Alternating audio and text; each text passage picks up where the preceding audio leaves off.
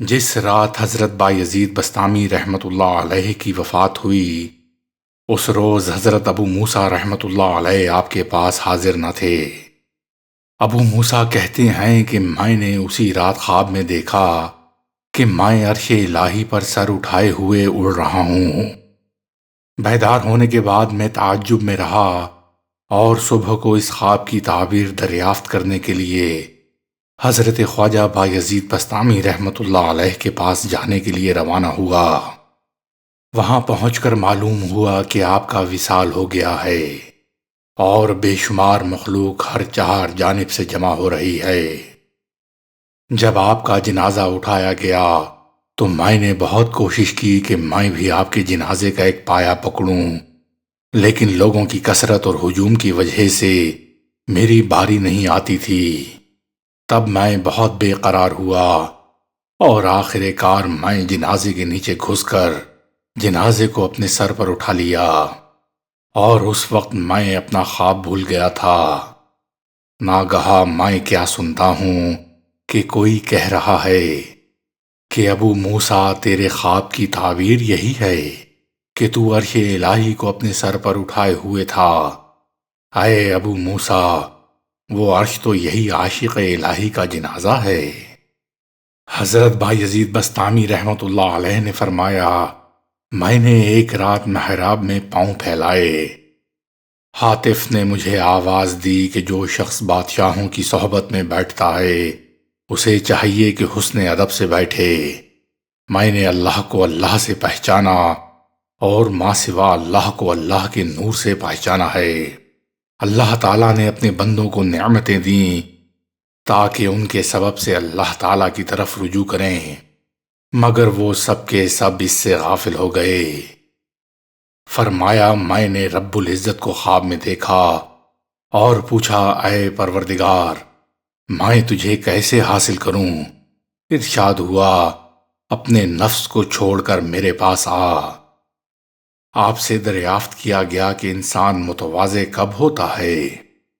فرمایا، جب اپنی ذات کے لیے مقام و حال نہ دیکھے اور نہ لوگوں میں اپنے آپ سے کسی کو بدتر سمجھے۔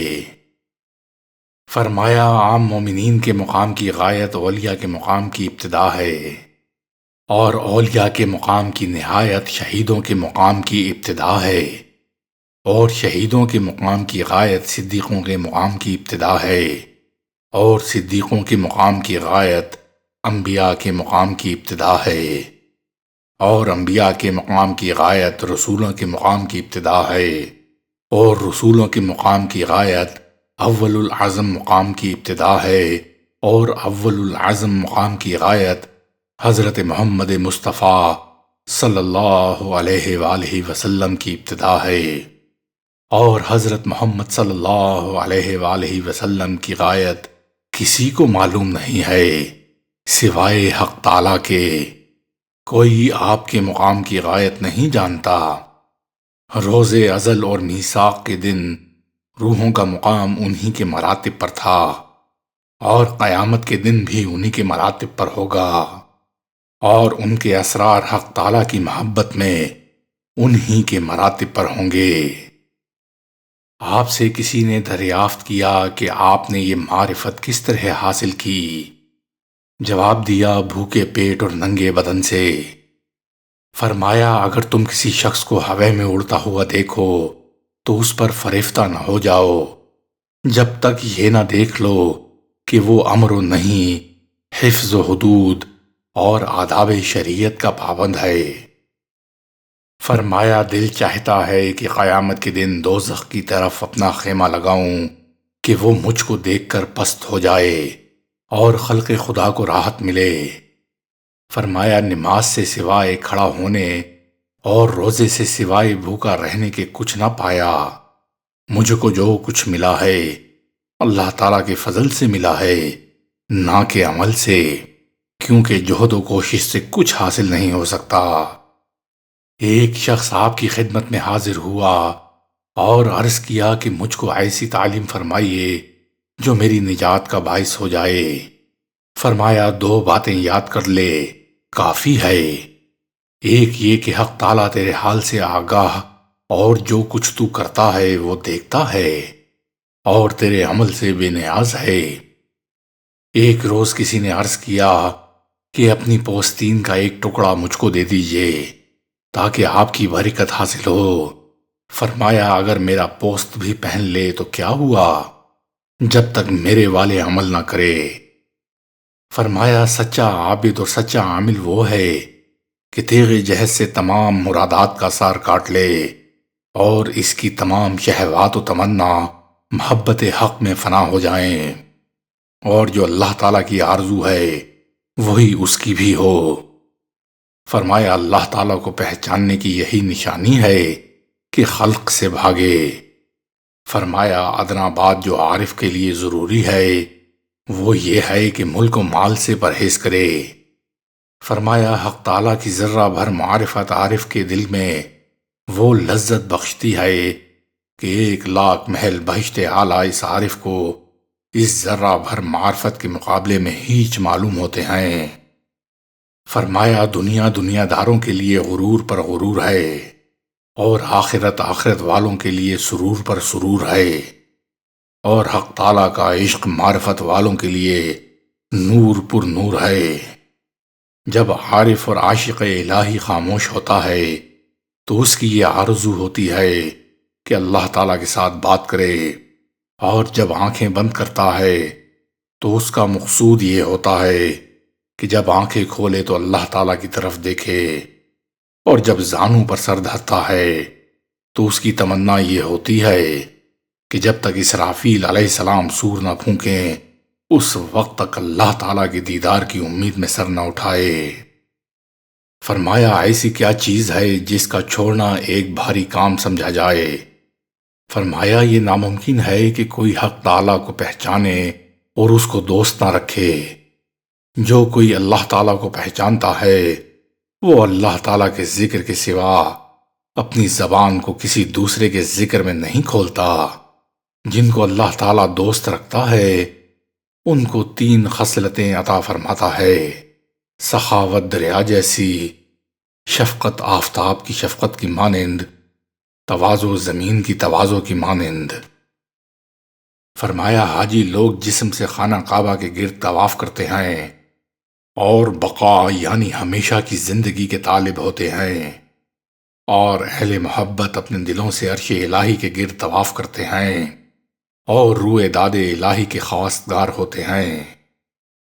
فرمایا ساری کوششیں مجاہدے میں صرف کر کے اللہ تعالیٰ کے فضل پر نظر رکھنی چاہیے، نہ کہ اپنے عمل پر۔ جس نے اللہ تعالیٰ کو پہچانا اس کو سوال کرنے کی حاجت نہیں ہے اور نہ ہوگی، اور جس نے نہ پہچانا وہ ہمیشہ حاجت مند ہی رہے گا۔ عارف باللہ وہ ہے کہ کوئی اس کے مشرب کو بگاڑ نہ سکے، اور جو کچھ گدلا پن اس تک پہنچے وہ صاف ہو جائے۔ آگ اس شخص کے واسطے عذاب ہے جو خدائے تعالیٰ کو نہیں پہچانتا، لیکن خدائے ذوالجلال کو پہچاننے والا آگ کے واسطے عذاب ہے۔ جس نے خواہش نفسانی کو ترک کیا وہ اللہ رب العزت سے جا ملا اور واصل باحق ہو گیا۔ جو عارف باحق ہے وہ کہتا ہے کہ میں جاہل ہوں، اور جو جاہل باحق ہے وہ کہتا ہے کہ میں عارف ہوں، اور عارف اڑنے والے پرندوں کی طرح ہے، زاہد گردش کرنے والے حیوانوں جیسا ہے۔ فرمایا جو لوگ یہ روایت کرتے ہیں کہ حضرت ابراہیم، حضرت موسیٰ اور حضرت عیسیٰ علیہ السلام نے کہا کہ خداوند ہمیں حضرت محمد رسول اللہ صلی اللہ علیہ وآلہ وسلم کی امت میں شامل فرما، اس کا باعث یہی تھا کہ ان پیغمبروں نے امت محمدیہ صلی اللہ علیہ وآلہ وسلم میں ایسے لوگ دیکھے ہیں کہ ان کے قدم تحت الثری پر تھے اور ان کے سر اعلیٰ علیین کے اس پار تھے، اور وہ ایسے ذوق و شوق میں مستغرق تھے کہ درمیان سے گم تھے۔ فرمایا جس کم نصیب اور بدبخت نے اپنے دل کو خواہش کثرت سے مردہ بنایا ہے وہ جب مرے اس کو لعنت کے کفن میں لپیٹنا اور ندامت کی زمین میں دفن کرنا چاہیے۔ اور جس نے اپنے نفس کو خواہشوں سے روکنے سے مارا ہے اس کو رحمت کے کفن میں لپیٹنا اور سلامتی کی زمین میں دفن کرنا۔ فرمایا زندگی اور حیات علم میں ہیں اور راحت معرفت میں ہے اور سرور ذوق و شوق کے ذکر میں ہے۔ بھوکا رہنا ایک ایسا ابر ہے کہ رحمت کی بارش کے سوا نہیں برستا۔ فرمایا وہ شخص اللہ تعالیٰ سے اور تمام مخلوق سے دور تر ہے جو غرور کے سبب اشارہ و کنایا سے کام چلاتا ہے۔ فرمایا عارف اور عاشق الہی کا دل اس چراغ کی مانند ہے جو صاف قندیل میں رکھا ہو کہ اس کی روشنی عالم ملکوت کو روشن کرتی ہے، اور جب یہ حال ہو تو اس کو تاریکی اور اندھیرے سے کیا خوف ہو سکتا ہے۔ جب لوگوں نے آپ سے دریافت کیا کہ فرض اور سنت کیا چیز ہے تو جواب دیا کہ حق تعالیٰ کی محبت فرض اور دنیا کو ترک کرنا سنت ہے۔ لوگوں نے آپ سے دریافت کیا کہ بندہ کمال کے درجے کو کب پہنچتا ہے؟ فرمایا کہ جب وہ اپنے عیبوں کو پہچانتا ہے اور مخلوق سے دل اٹھا لیتا ہے، اس وقت حق تعالیٰ کو اس کی ہمت اور اپنے نفس سے دوری کے موافق اپنی قربت اور نزدیکی عطا فرماتا ہے۔ ایک شخص نے آپ سے عرض کیا کہ کچھ وصیت فرمائیے۔ آپ نے فرمایا آسمان کی طرف نظر کرو۔ اس نے اوپر نگاہ کی، پھر آپ نے دریافت فرمایا تو جانتا ہے اس آسمان کو کس نے پیدا کیا ہے؟ فرمایا کہ وہ ایسا زبردست ہے کہ تو جہاں کہیں ہوگا تجھ سے واقف ہوگا، لہذا اس سے ڈرتا رہ۔ لوگوں نے آپ سے پوچھا کہ آپ کی عمر کیا ہے؟